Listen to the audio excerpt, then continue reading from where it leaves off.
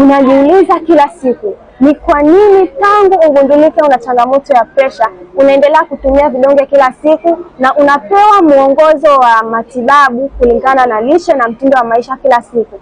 Sasa unaambiwa tumia dona, tumia mboga za majani, kunywa maji ya kutosha, kula hivi na hivi.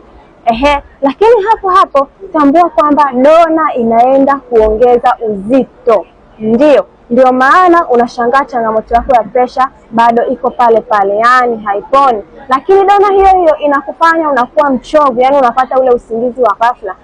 Hasa ukiila nyakati za usiku, unashangaa mwili wako mchovu sana. Hata ukiamka asubuhi kwenda kwenye shughuli zako, bado mwili unakuwa ni mchovu sana.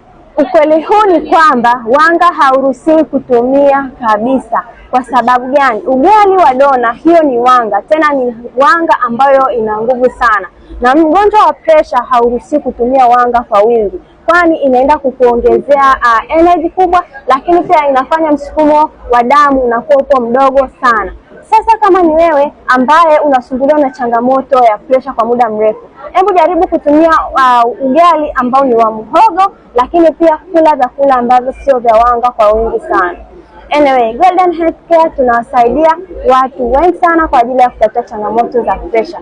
Kama ni wewe ni mmoja wapo umesumbuka kwa muda mrefu sana, haijalishi umetumia dawa za aina gani, haijalishi umetumia dawa miaka mingapi, haijalishi umefanya nini, muhimu umepata changamoto ya presha kwa muda mrefu sana, haishuki wala haiwezi kufanya chochote, yani inabakia iko pale pale, zaidi inaongezeka, basi wasiliana na Golden Health Care tukaweza kutatua changamoto yako. Endelea like, comment na share ili watu wengi wazidi kujifunza.